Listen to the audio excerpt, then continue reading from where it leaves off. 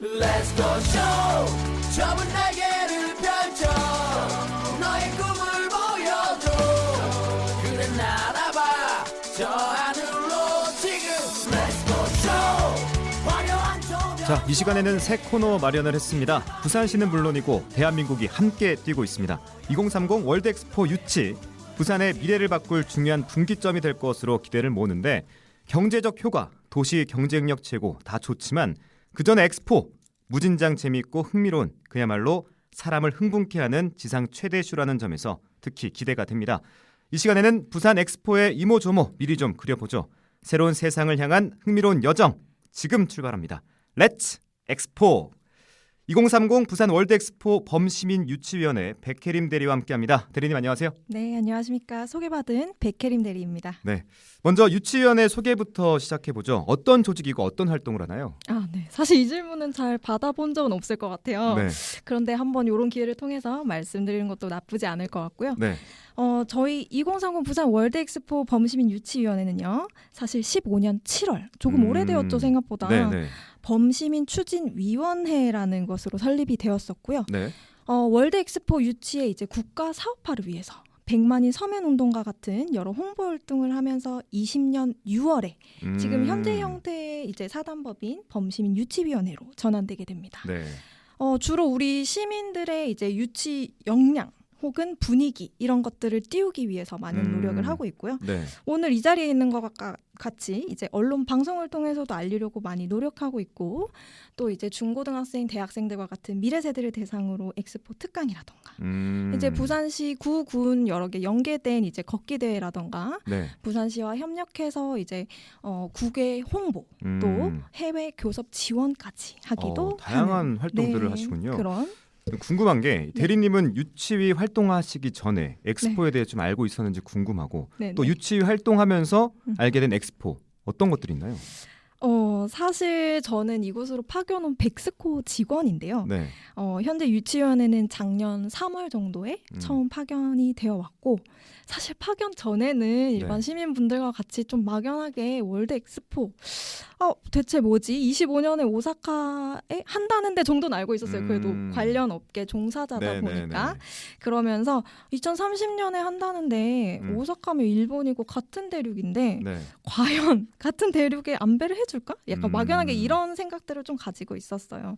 근데 사실 와서 보니까 월드 엑스포를 관리하는 국제 박람회 기구에는 그런 대륙별 안배 같은 규정은 또 없더라고요. 잘 모르고 한 생각이었죠, 당시에. 그래서 이후 유치위 활동하면서 여러 가지 엑스포에 대해서 많이 배우고 이제 그런 유치 절차라든지 또 필요한 역량에 대해서 알게 되다 보니까 지금은 이렇게 방송으로도 여러분들께 전달드릴 수 있는 그렇게 된 것 같고요. 말씀해주신 개인적인 기대감으로는 공부하면 할수록 당연히 부산에 유치되었으면 하는 기대가 또 바람이 너무 크죠. 이제 부산이나 대한민국이 한 단계 엄청나게 발전할 수 있는 모멘트라고 생각이 돼요. 네. 엑스포에 대한 기대감과 설렘을 이 시간에 좀 나눠볼 텐데 먼저 엑스포가 뭔지 좀 설명해 주시죠. 엑스포 저희 이제 국문으로는 세계 박람회라고 많이 말씀하는데요. 이제 우리가 흔히 백스코나 서울 코엑스에서 볼 수 있는 여러 가지 엑스포 박람회 이름을 딴 행사들이 많아요. 근데 그런 상업 목적의 전시랑은 또 조금 다르다고 어떤 점이 봐주시길 다르죠? 바라고요. 우선 아까 말씀드렸던 국제 박람회 기구라는 이제 국제 기구입니다. 정부 간에 이제 공인을 받아서 개최하는 행사고요.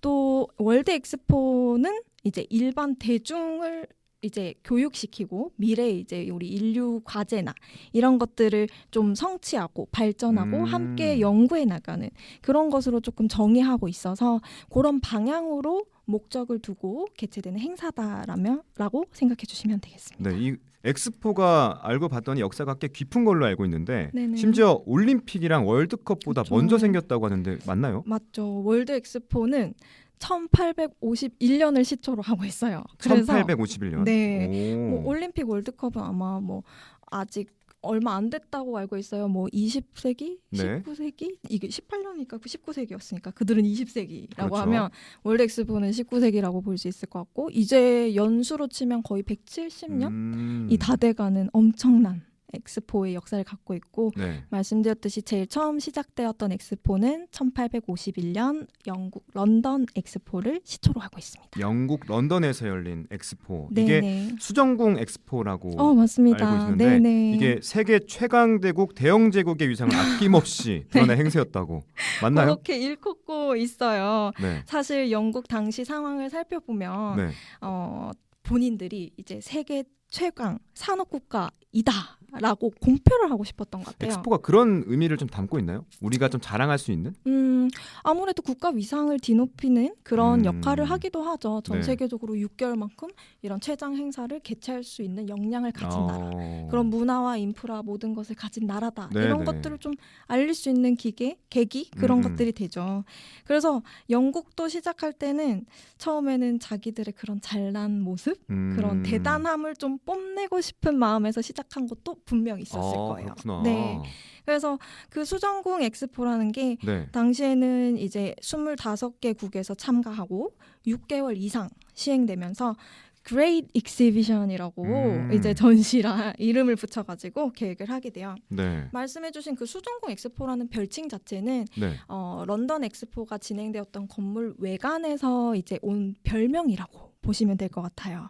왜냐하면 당시 유럽을 조금 생각해 보시면 뭐 벽돌에 마차 막 들러다니고 이런 부분에 있었는데 네. 약간 그 당시 그 전시장을 구상할 때 좀 튀고 독특하고 우리 기술을 과시해야 된다 해가지고 흔치 않았던 철골 구조에 네. 유리면을 다 덧대어서 이제 만들어진 유리 온실과도 같은 그런 형태의 전시장이었다라고 생각하시면 되는데 네. 그렇다 보니 반짝반짝 뭐 수정같이 예쁘게 반짝인다 이렇게 해서 크리스탈 팔라스라는 그런 별칭이 붙었고 지금까지도 수정궁 엑스포라는 별칭을 가지고 있는 거죠. 네. 네. 그 1851년 이전에도 유사한 국가 박람회들이 있었다고 들었는데 영국 수정궁 엑스포를 세계 박람회 효시 출발점으로 꼽는 이유는 뭘까요? 아까 말씀해주신 것처럼 당연히 네. 이렇게 큰 행사가 개최되기 전에 자잘한 작은 행사들도 많았겠죠. 네. 중세 유럽의 이제 여러 도시에서 전시회가 열려서 서로 교류하고 상업적으로도 발전하고 그런 활동을 활발하게 진행하고 있었다고 하고 또 미술 예술 쪽으로도 전시물을 관람객에게 보여주는 그런 전시회도 시작되고 있었는데요. 네. 그렇지만 이제 국제 박람회 기구에서 1851년 런던 엑스포를 콕 집어서 효시라고 하는 이유는 네. 아무래도 이전까지 개최된 전시회랑은 좀 규모라던가 이제 참가 국가라던가 그런 면에서 좀 많이 달랐던 거죠.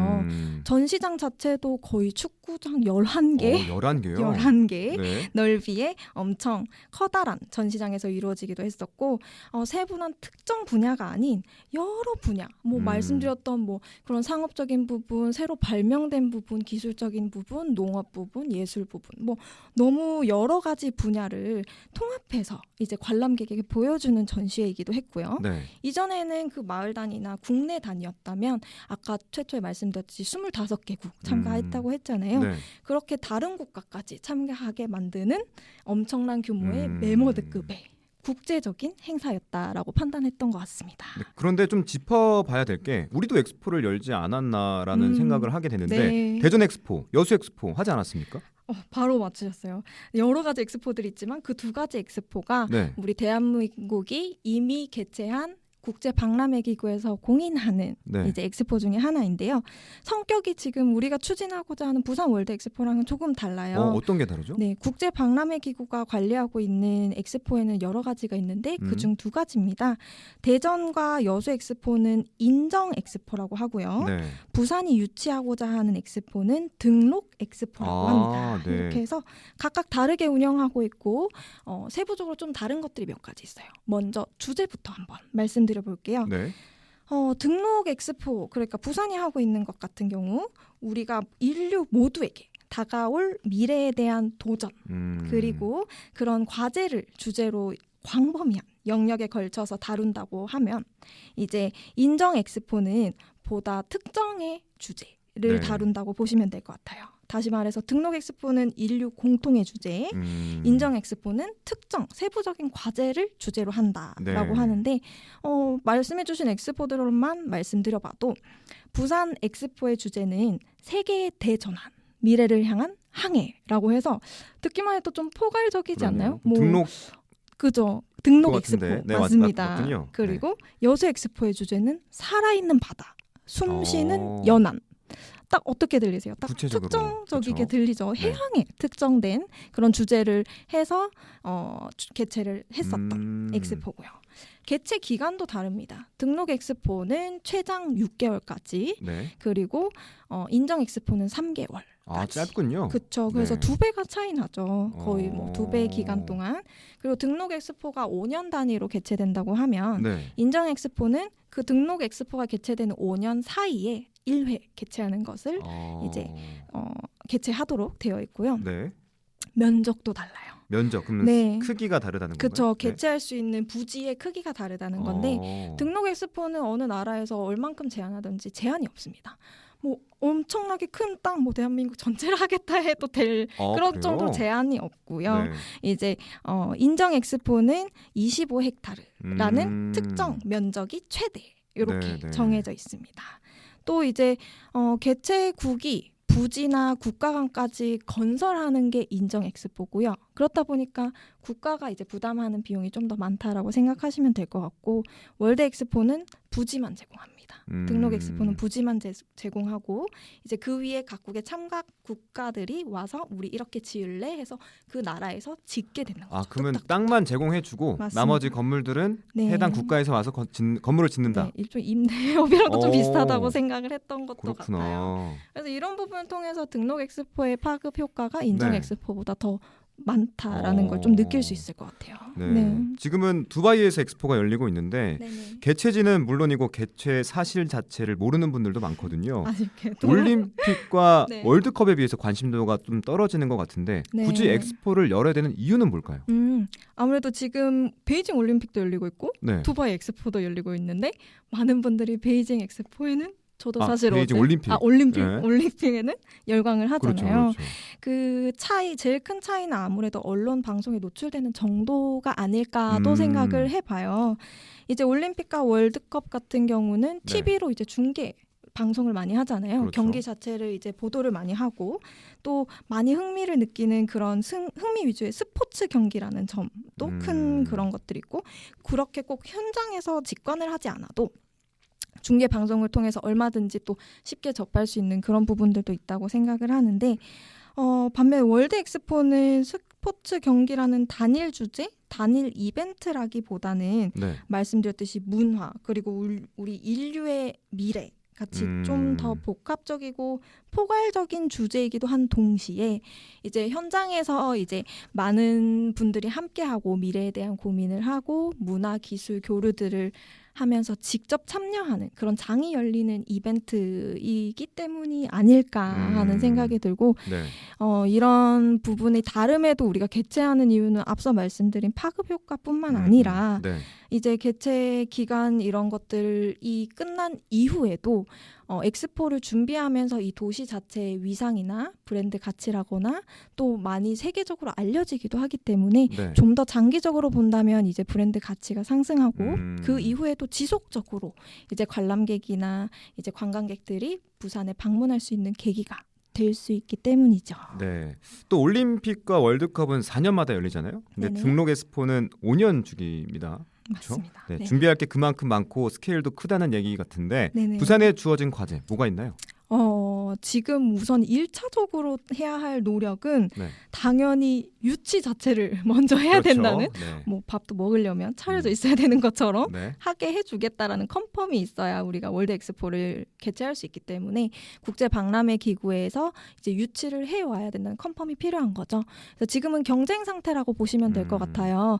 우리 부산 말고도 사실 로마, 리야드, 또 우크라이나랑 러시아까지 해가지고 4개 국가, 죄송해요, 국가로 말씀드려야 되는데 네네. 도시랑 국가가 섞였어요. 네. 그렇게 해서 부산까지 해가지고 총 5개 나라가 경쟁을 하고 있는데, 그 경쟁을 뚫고 우선은 유치를 해야 된다는 점이 가장 큰 점일 것 같고요.